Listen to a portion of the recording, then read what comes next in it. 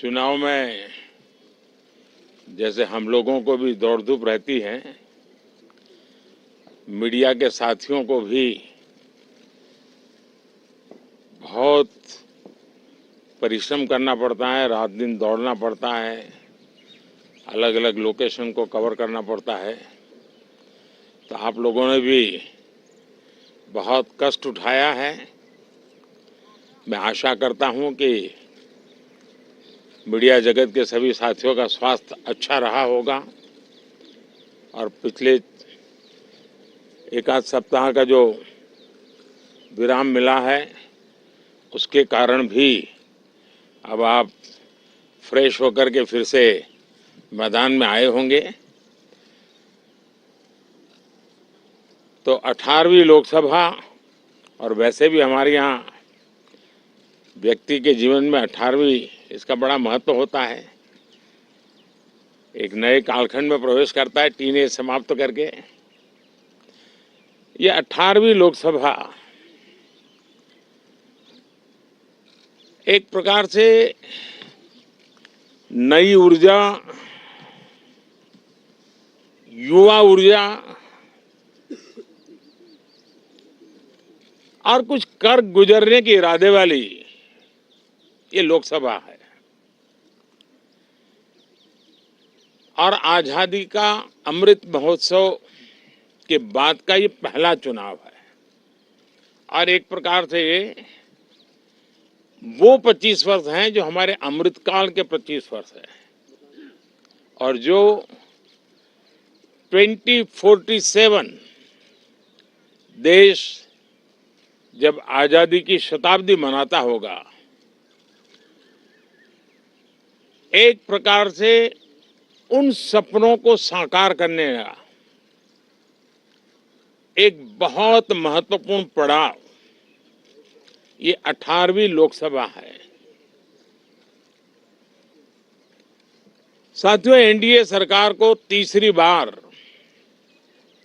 देश की सेवा करने का देशवासियों ने आदेश दिया है, अवसर दिया है।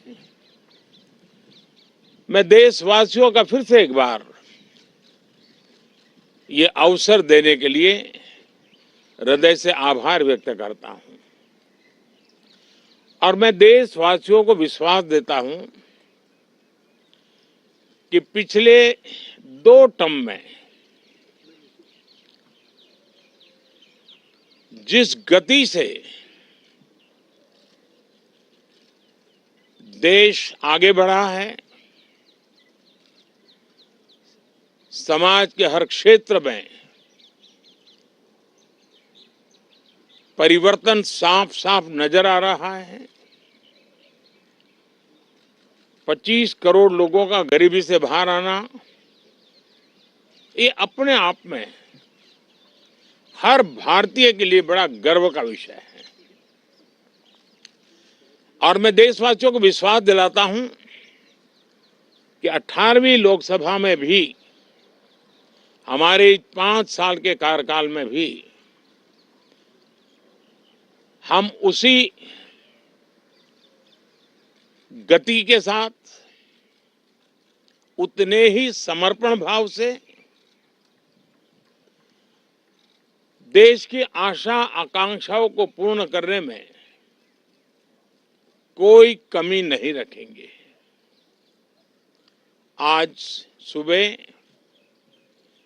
एनडीए की मीटिंग हुई थी। एनडीए के सभी साथियों ने मुझे फिर से एक बार इस दायित्व के लिए पसंद किया है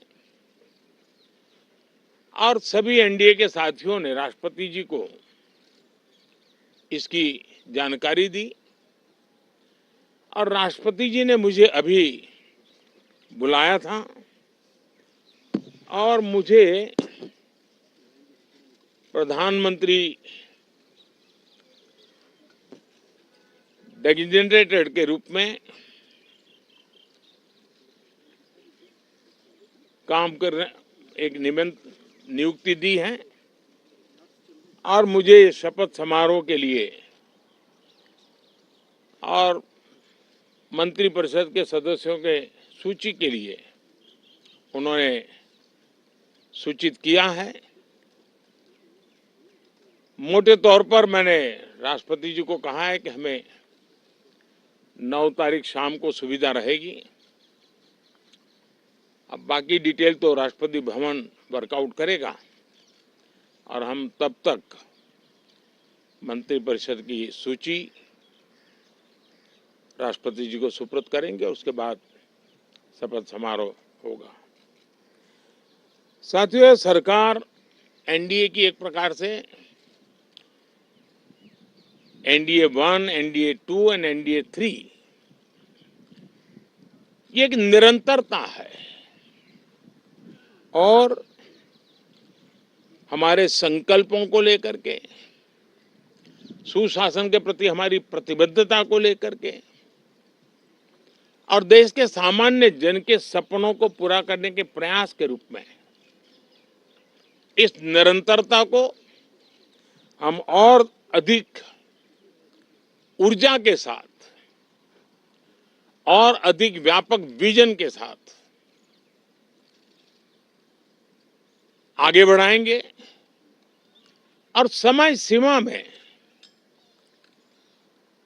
लक्ष्यों को प्राप्त करने का हमारा प्रयास रहेगा। 2014 में मैं बहुत नया था। मुझे अब एक लंबे समय तक इस कार्य का अनुभव मिला है, हमारी टीम को अनुभव मिला है और इसलिए हमारे लिए अब तुरंत ही काम को आगे बढ़ाना बहुत ही सरल रहने वाला है और इस अनुभव का लाभ भी देश की सेवा करने में मिलने वाला है। इन 10 साल के कार्यकाल के दरमियान भारत की वैश्विक जो छवि बनी है, दुनिया के लिए एक विश्व बंधु के रूप में भारत उभरा है, इसका मैक्सिमम एडवांटेज अब शुरू हो रहा है और मुझे पक्का विश्वास है ये 5 वर्ष वैश्विक परिवेश में भी भारत के लिए बहुत उपयोगी होने वाले हैं। दुनिया अनेक संकटों से गुजर रही है, अनेक तनावों से गुजर रही है, अनेक आपदाओं से गुजर रही है। ऐसी विकट परिस्थिति दुनिया ने बहुत लंबे अरसे के बाद देखी है। हर देश इन सारी समस्याओं के बीच अपने आप को बचाए रखना, बढ़ाते रहना, चुनौतियों का डगर डगर पे सामना कर रहा है। हम भारत वाले लोग, हम भारतवासी खुद नसीब हैं कि इतने बड़े संकटों के बावजूद भी हम आज विश्व की सबसे तेज गति से बढ़ने वाली इकोनॉमी के रूप में जाने गए हैं। ग्रोथ के विषय में भी दुनिया में हमारी वाहवाही हो रही है। अब एक स्टेबल गवर्नमेंट मिलने के कारण और परिचित व्यवस्था और नेतृत्व मिलने के कारण दुनिया का भारत के प्रति रुझान, भारत के प्रति उनका आना बहुत तेज गति से होने वाला है और मुझे विश्वास है कि देश के सभी राज्यों को इसका लाभ मिलेगा। देश की युवा पीढ़ी को सबसे ज्यादा लाभ मिलेगा। विकास के नए ऊंचाइयों को छूने में एक वैश्विक भागीदारी का वातावरण आने वाले 5 साल में बनने वाला है। तो इसी संकल्पों और आदर्शों के साथ हम आगे बढ़ेंगे। मैं राष्ट्रपति जी का हृदय से आभार व्यक्त करता हूं कि एक बहुत बड़े महत्वपूर्ण दायित्व के लिए उन्होंने मुझे निमंत्रित किया है। आप सबका भी दोस्तों बहुत बहुत धन्यवाद। Thank you.